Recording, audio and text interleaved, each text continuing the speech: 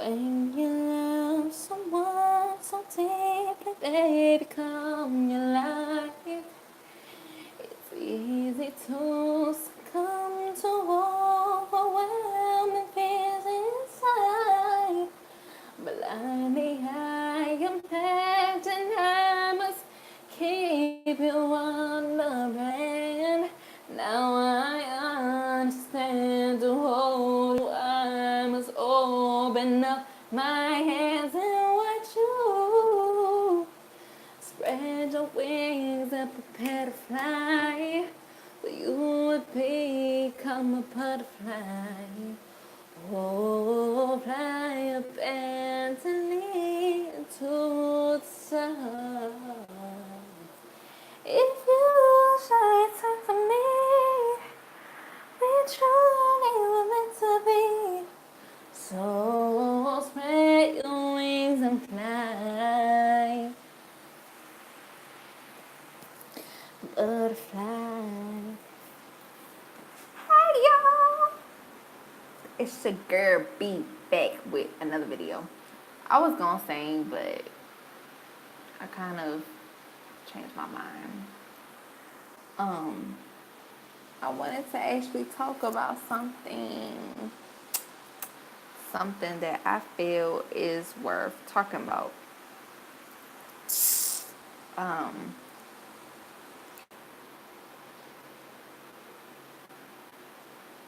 do I start this video? I don't even know. So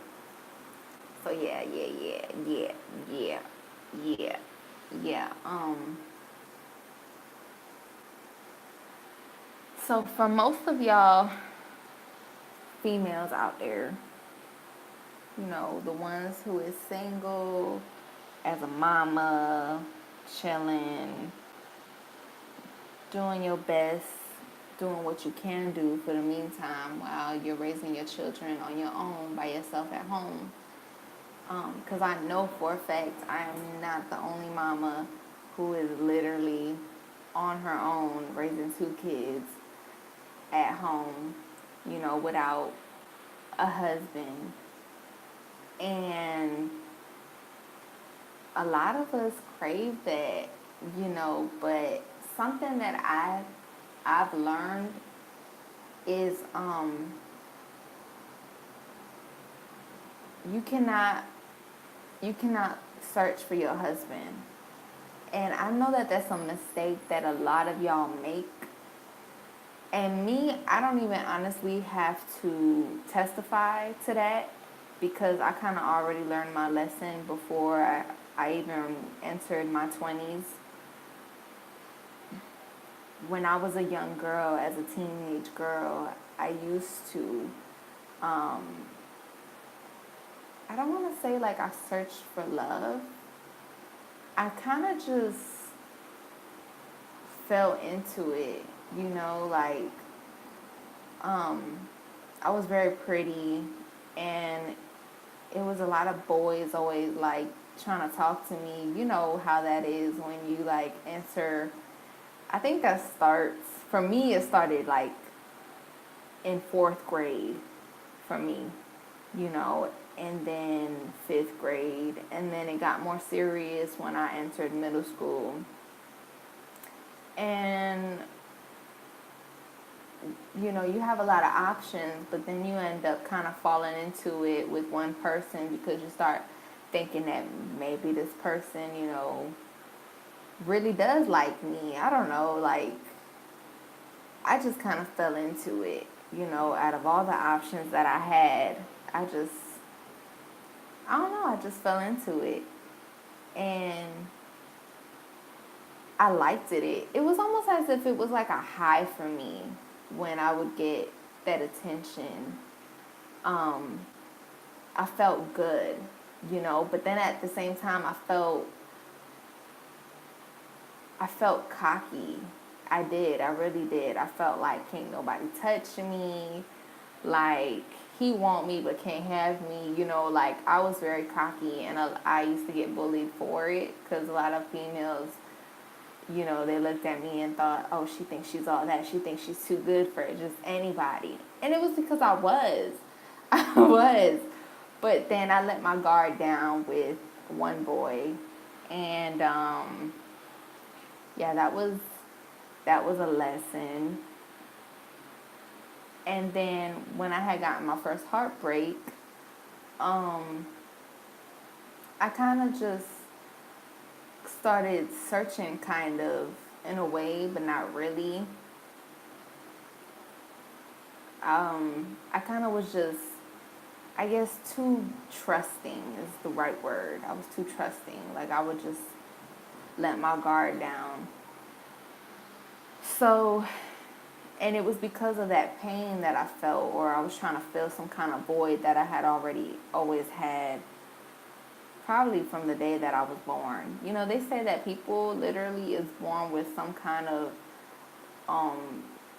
emptiness inside. And sometimes, it's like an emptiness that almost as if your soul is literally trying to find its partner in life. And I think that low key was kind of what I was always trying to do, I think. And but I noticed though that, you know, in due time,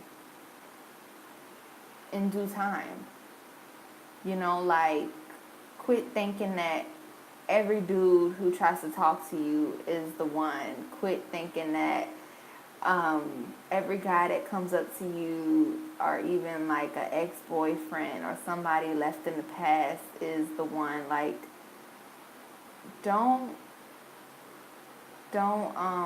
fool yourself, And I think I had to learn that the hard way. And then now entering in my 20s, like, I have options still, even as a single mother with 2 kids, I'm still attractive, men like what they see, but that doesn't mean that they're the one, you know. And I thank God that I learned that at a young age before entering my 20s, because honestly, it would suck. I think in a way it would suck if I had to learn that now in my 20s, literally, Because not everybody who says hello to you is the one. Not everybody, not the guy at the supermarket who stares at you for more than 5 seconds is the one. Not the guy at the cash register is the one. Not the guy who who sees you in the street and literally like chases you down to say hello is the one. Like, I feel like God will let you know. And God will let you know who is the one, and that's what y'all need to do. Y'all need to sit down and ask God for confirmation. Ask God, like, is this the guy for me? Before you go anywhere, before you do anything, because it's okay to have a conversation with somebody. It's okay to go get a cup of coffee with somebody and sit down and talk. There's nothing wrong with that at all. But you don't want to put your all into somebody who could possibly prolong you even more, your husband. And so you need to just seek God. And while you're seeking God, find yourself, love yourself, be comfortable with where you're at, be grateful for where you're at, honor yourself,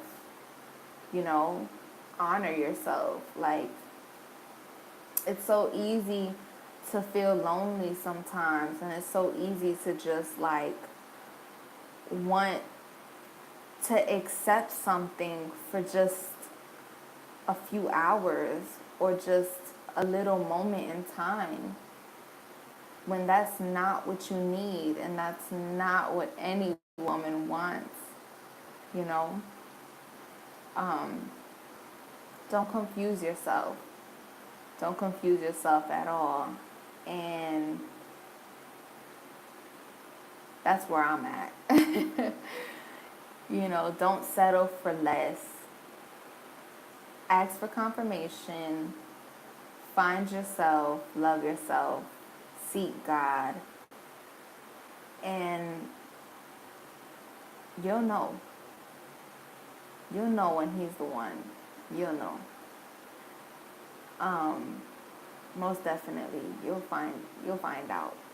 You know, and another thing too, if you're afraid of losing the person that you're with right now, if you're if you're if you have to beg for them, if you have to cry for them, that's not the one. That's not the one at all. Trust me. You know, like the person that you know for a fact that is yours, um, you're okay with letting them go.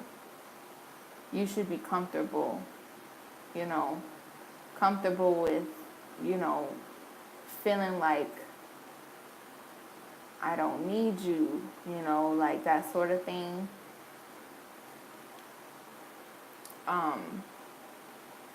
Because a lot of us, I think a lot of women have been in that space before where we're sitting there begging for a man to love us, to give us all that we want and desire, and the whole marriage and the white picket fence and the traveling and going on amazing vacations together and doing this and doing that, because all of that sounds beautiful. It sounds wonderful. Like there's nothing on this earth more beautiful than sharing life with the person that you're meant for and that person is meant for you. There's nothing more beautiful than that, you know?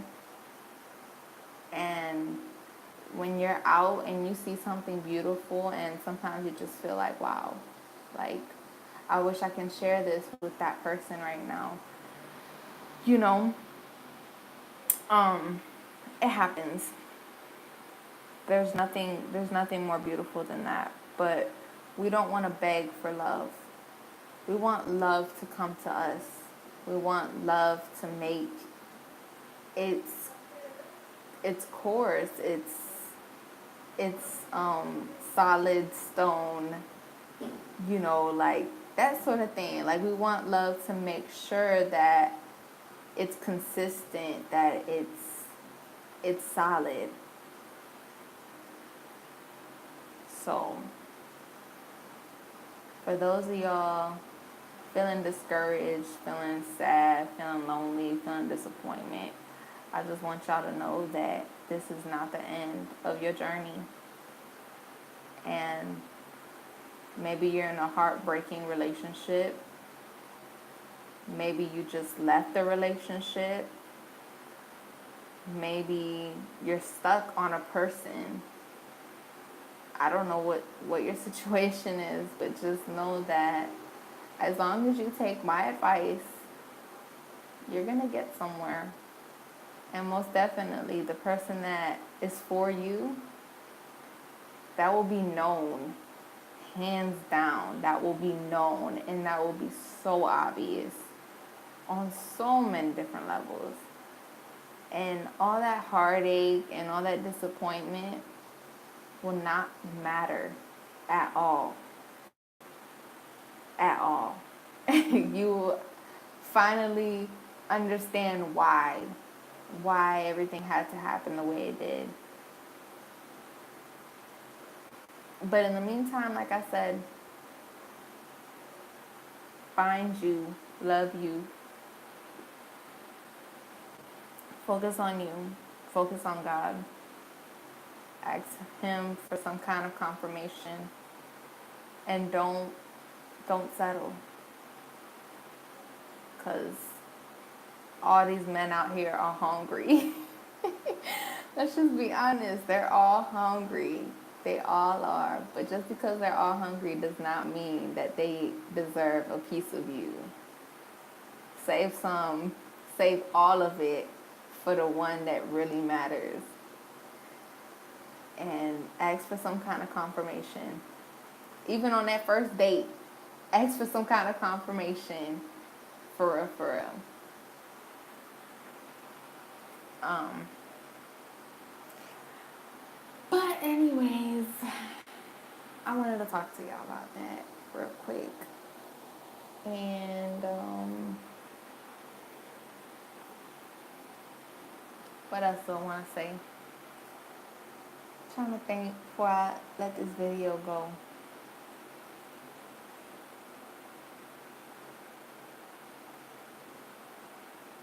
I think that's about it. I think that's about it. But yeah, it was a video I was watching yesterday, the day before that, something like that. And I was just like, you know what, maybe I should talk about this.